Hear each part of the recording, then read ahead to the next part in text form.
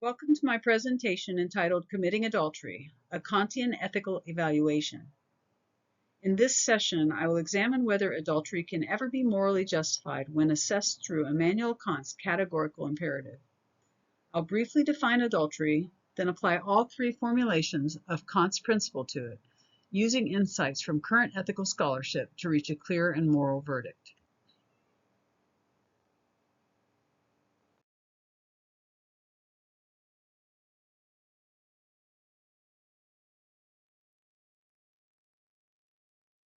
This presentation will begin with a brief definition of adultery.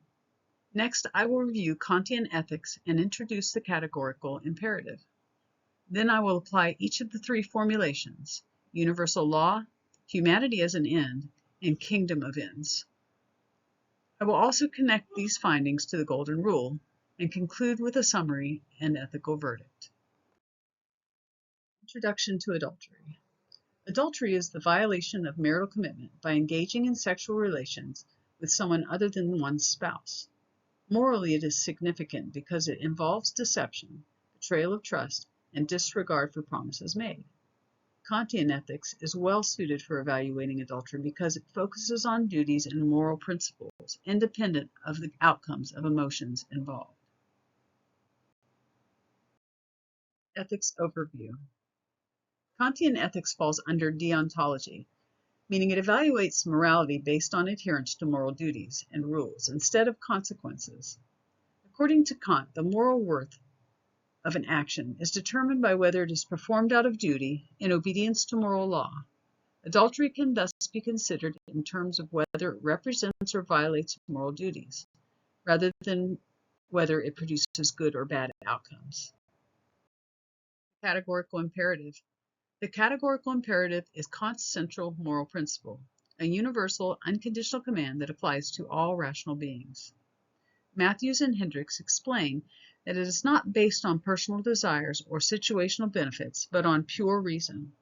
Kant expressed this imperative in three main formulations: the formula of universal law, the formula of humanity, and the formula of the kingdom of ends.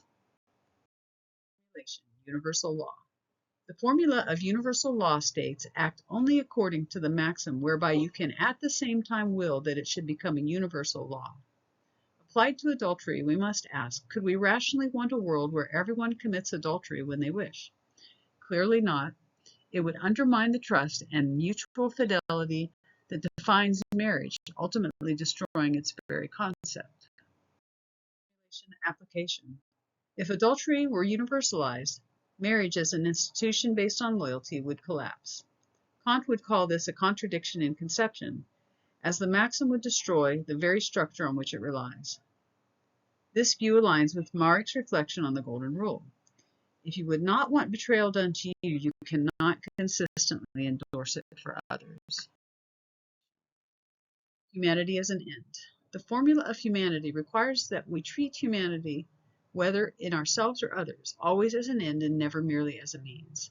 Adultery violates this principle because it uses both the spouse and the third party as instruments for personal satisfaction. It disregards the inherent dignity and autonomy of individuals involved. Application. When a spouse commits adultery, the betrayed partner is deceived, preventing them from making informed, autonomous decisions about their relationship. Such deception exploits human beings instead of respecting them as rational agents with their own goals and self-worth. This, for Kant, is a clear moral failing. Kingdom of ends. The formula of the kingdom of ends envisions a moral community where all rational beings follow universal laws that respect each other as ends in themselves.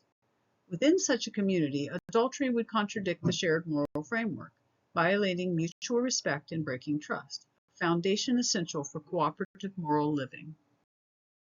Third formulation, application. Under the kingdom of ends, one must act as a legislator of moral laws. To approve adultery as lawful would mean endorsing betrayal and mistrust as standard practice, something no rational agent who values respect and cooperation could accept. Therefore, adultery cannot function within this moral system.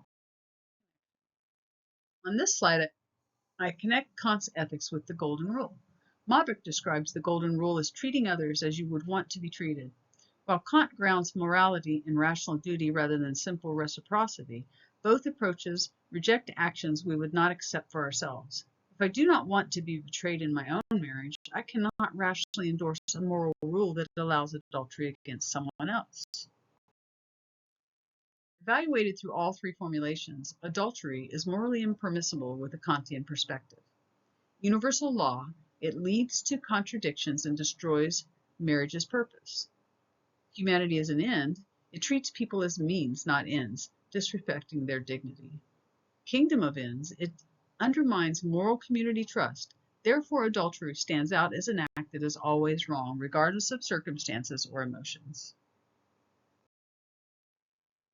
In conclusion, adultery isn't just a private mistake. It damages trust, family stability, and the wider community.